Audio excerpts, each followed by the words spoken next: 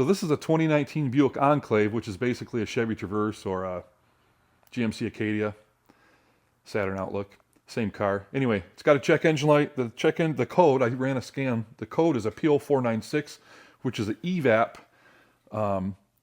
purge flow during a non-purge event, which means the PCM detected detected flow through the purge valve when the purge valve should be closed. The fix for this is a new purge valve. They go bad all the time. It's a super common issue. It's not exclusive to Buick Enclave or Chevy Traverse. Every GM vehicle has a purge valve the same or similar to this one, and it can have this exact same code, and other cars can too. So come along with me. Let's take care of it. So a view of the engine, and we have this beautiful flat plastic engine cover. It's held on with one T30 screw, bolt, whatever, right here. The oil cap, and then there's two rubber grommets that hold it in place there. So we'll pull this thing out of the way.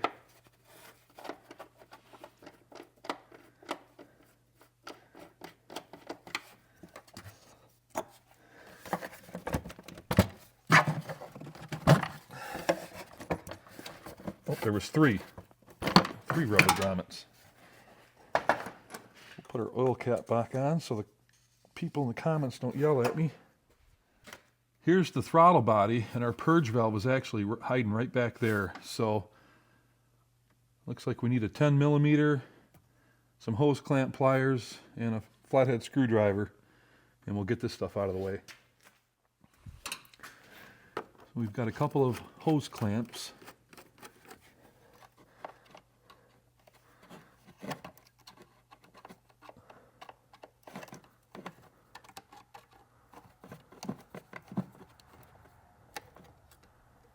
I call these hose clamps. These are worm drive clamps. These are hose clamps. We got a couple of those too, though. Whoops.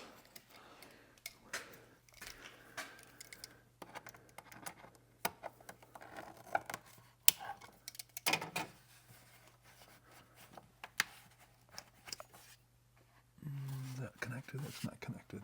10 millimeter.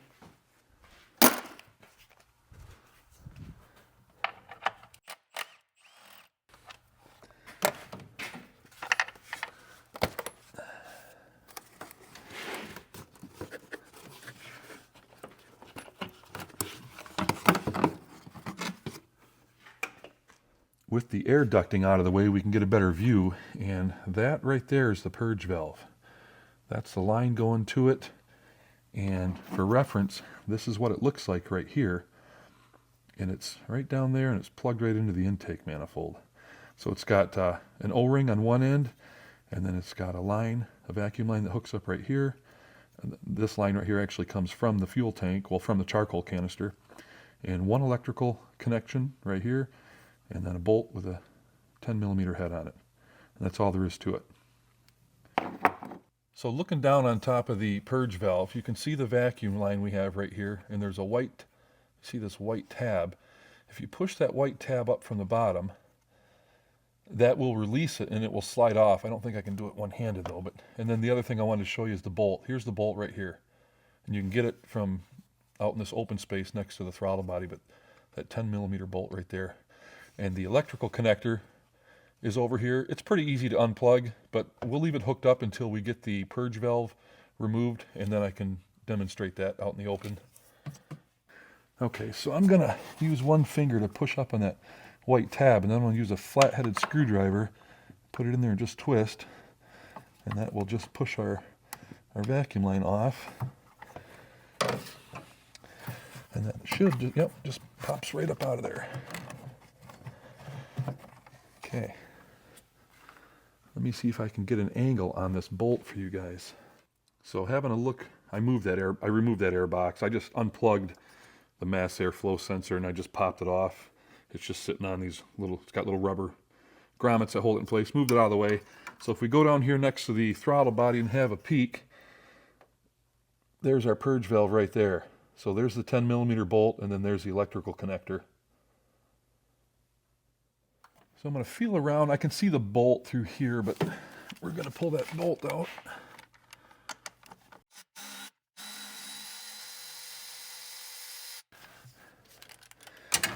And the purge valve should pull straight out.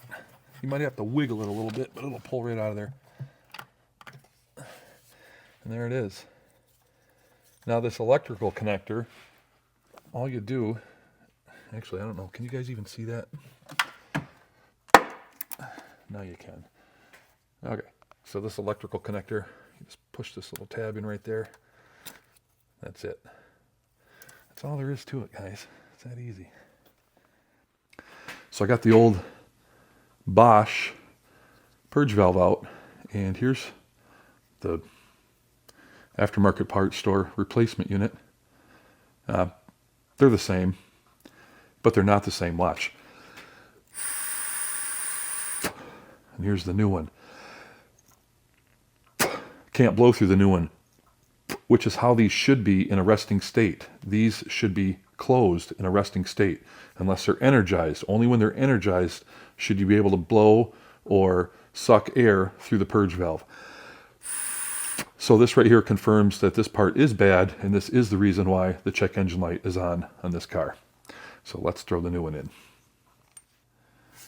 Okay, we got our new valve. Let's plug it in to the electrical connector. And then I put a light coat of oil on that O-ring. And let's see if we can find our spot.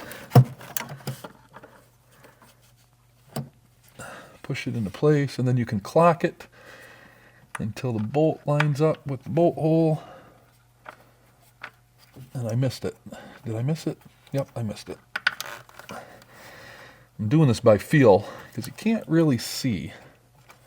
There, it's like that's it right there. But I don't seem to.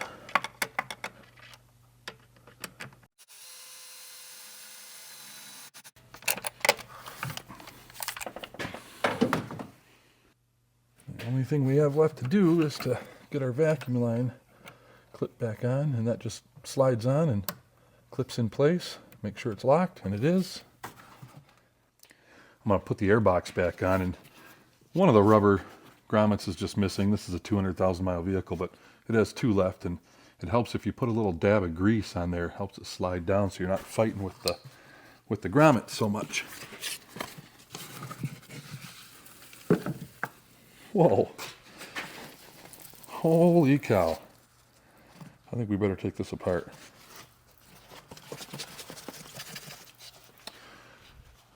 I will be back in a minute. I'm going to clean this out.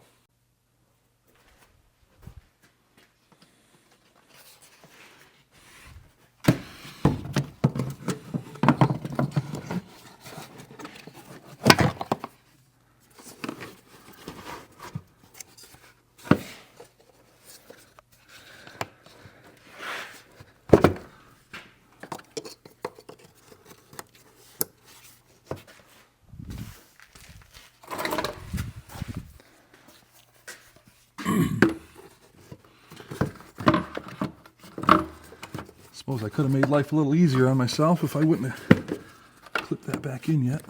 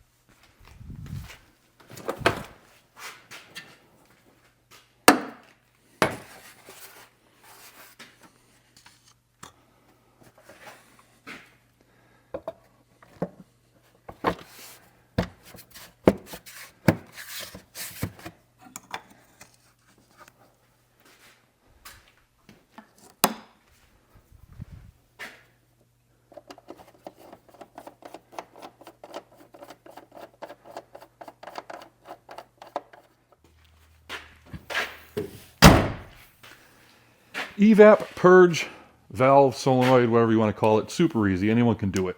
The cool thing is if you don't have access to a scan tool, you can literally just drive the car. That check engine light will turn itself off after 2 drive cycles once it sees that the problem is no longer present.